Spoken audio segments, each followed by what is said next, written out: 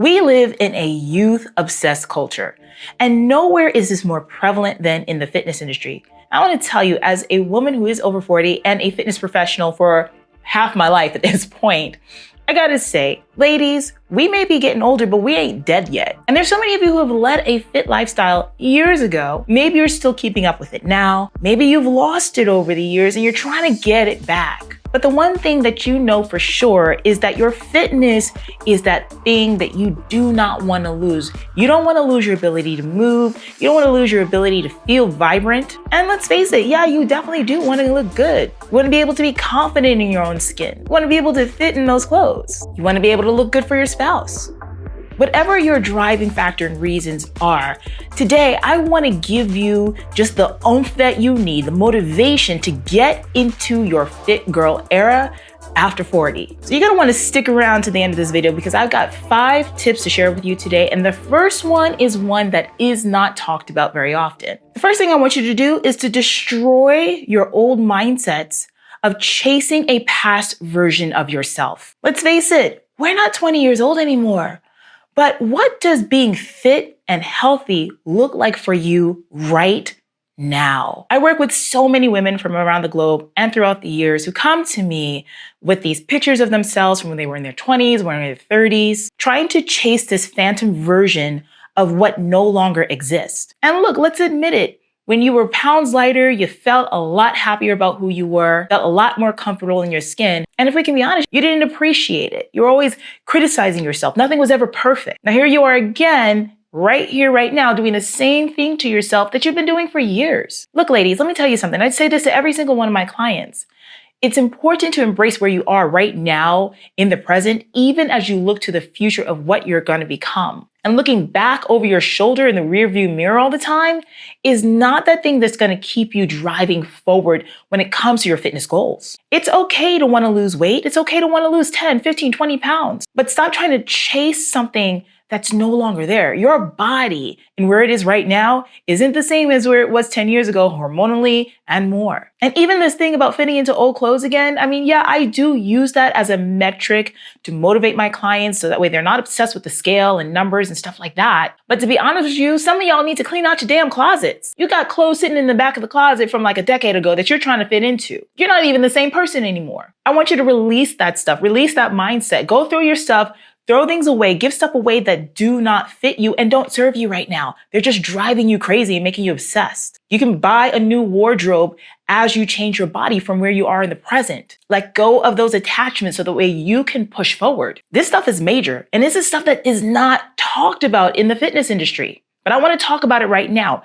Here's what I want you to do. Go down to the comments right now, and I want you to share with me and share with our entire community right now.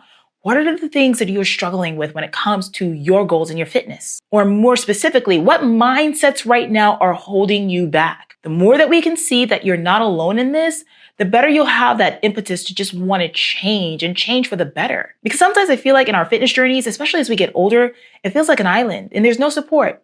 So go down to the comments and share what your mindsets are that are holding you back. And while you're at it, go ahead and subscribe to the channel right now and smash that like button. Now, the second tip is something that you should already know, honey. All right. And that is to have a dang plan. We are not winging it anymore, ladies. Some of y'all are getting into this fitness journey without a roadmap. Where are you going? You don't even know. How are you going to reach your destination without having a plan in place? Look, if winging it worked, you would already be where you want to be, but you ain't there.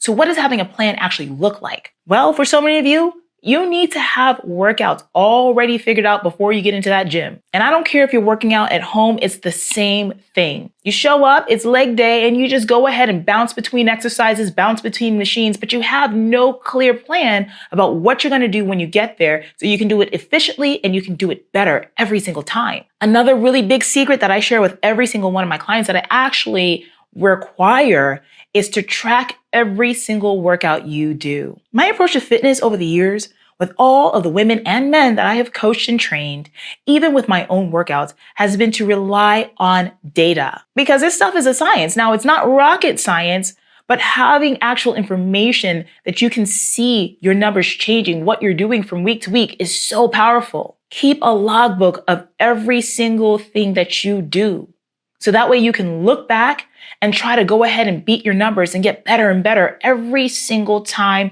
you hit up your workouts. And that's whether you're doing resistance training or if you're doing cardio, it's all the same. Look, I'm so serious about this that I went ahead and actually created a tracker on my website for my clients to use for all of our workouts. And how we use it is that we sit down and we look at every single week what they're doing in the gym, how many reps they're doing, how many sets they're doing, how the weight is progressing from week to week. I instruct them to go back, look at their workouts, look at their numbers and try to beat those numbers, set new PRs. That is how you get better. That is how you get stronger. And you're not going to be able to do that without having a plan and without writing stuff down. And it's the same thing with your meal planning. Now, the good thing is a lot of you have done this before where you track your meals using stuff like MyFitnessPal or similar. But I would even say a lot of you need to go even further and have an actual meal plan. Something that's like a bare bones skeleton that you can follow from day to day that's flexible enough for you to switch it up to match your palate. Let me tell you how important compliance is. Now, I told you that I created a tracker for my clients to track their workouts from day to day. I also created a tracker that helps them to clearly identify how well they're doing when it comes to their meal plans and whether they're hitting the marks that they need to. If you really want to see results, you got to be eating clean. You got to be eating healthy. You got to be eating on some kind of plan that's going to get you to that goal about 90% of the time. And then you have maybe a little 10% where you introduce cheat meals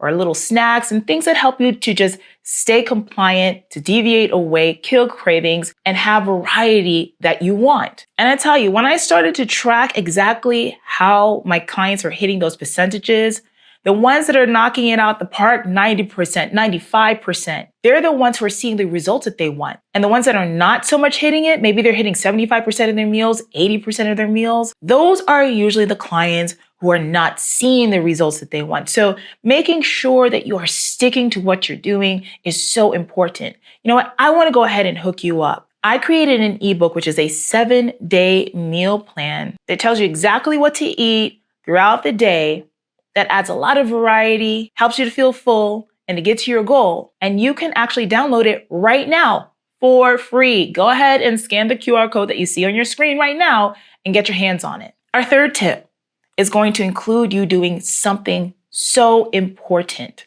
Get your hormones checked. Look, you're not going to see any changes in your body if your hormones are out of whack. And we take for granted our endocrine system and its important role in the results that we see from our fitness journeys. Now, the truth about aging is that the body is deteriorating every single day. And a lot of times you can't even help it. It's genetic factors, environmental factors, and more. But if you're at least staying on top of your numbers, then you know what you have to look at or where problems may be when you're not seeing the results that you want. So what does this look like? What tests should you be asking for? You want to go ahead and look at your thyroid, your sex hormones such as estrogen, testosterone, estradiol, and more, your cardiovascular health, blood work that actually looks at your red blood cells and more, your liver levels, and your vitamin levels as well. Getting a full picture of what's going on inside of your body on the hormonal level is the key for so many of you to finally unlock why your body has not been responding to everything that you're doing. Now, this fourth tip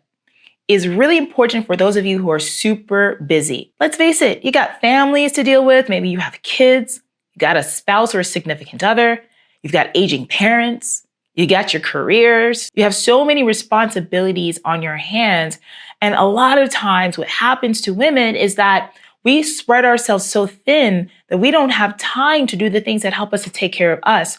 But let me tell you something. You cannot carry other people or take care of other people if you have not taken care of you. So even for my busy ladies out there, you got to look at how you can get it in any way you can get it. So I encourage you to look at all things as an opportunity to move. One of the things I love to do for myself is track my steps per day. Now, depending on the type of lifestyle that you have, the city that you live in, whether you are commuting or if you're driving all the time, if you live in a pedestrian kind of city, that's all going to impact how many steps you may be able to take per day. But research has shown that if you get in about 10 to 11,000 steps per day, that can lead to weight loss at a tune of about a pound a week. So for those of you who have no time to really dedicate to doing full-on workouts and spending all this time in the gym or working out at home, you can still be active by making sure you're getting your steps in every single day. But you gotta carve out the time. You gotta make that happen and not look for excuses for it not to happen.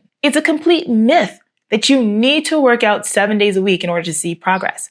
Look, I got clients change their bodies doing about 3 times a week of working out. And if that's all you have, then you want to make the most out of it. And yes, training at home does help and it does count. So look at opportunities where you can make this happen no matter what. Which leads to this next tip that is so very important. A lot of you are going to have to actually schedule your workout times, schedule your meal planning times, and make it like a standing appointment, like it is a doctor's appointment, like it is a court that you got to show up for, like it is something that's super important that cannot be moved. Look, this has got to be an entire lifestyle. That means it has to work with whatever you've got going on. I don't care if you just have 20 to 30 minutes. That is enough time to put into a block somewhere on your schedule sometime during the week to get yourself up and moving. And the truth is, you're going to have to commit. I can't sit here and lie to you and say, oh, it's okay. I'm just going to tell you what you want to hear. You ain't got to do none of that stuff. Honey, that is a lie. You're going to have to do something. Somebody's got to rip off the Band-Aid and tell you like it is. And that's what you're going to get when you come over here. So take a look at your schedule. Sit down, carve out the time. I got 20 minutes here. I got 30 minutes here. I got 45 minutes here. I got an hour here to be able to dedicate to myself, to training, to working out, to getting in cardio, to get my steps in, to prepare my meals, to eat, to get my water in. Whatever it is that you need, schedule it, set alarms, make it happen. Look, this training thing, like I said, it's science, but it's not rocket science. But if you take these steps to just going ahead and making it a lifestyle and change your perspective in how you're approaching all this, I can promise you, not only are you going to be able to reach them, but you're going to be able to keep these results for life, because the things I'm telling you about right now are things that are going to help you to solidify habits. And it's those habits that keep the weight off, that keep the muscle on, that keep you feeling stronger, that keep you feeling confident and more from here until eternity. But listen to this. I mentioned earlier about hormones and how important they are in this whole body transformation game. And so I want you to go ahead and check out this next video right over here, because you have to know which hormone panels to ask of your doctor. And sometimes you're going to have to fight them for the right to have them taken. Go ahead and watch this one, and I will see you over there.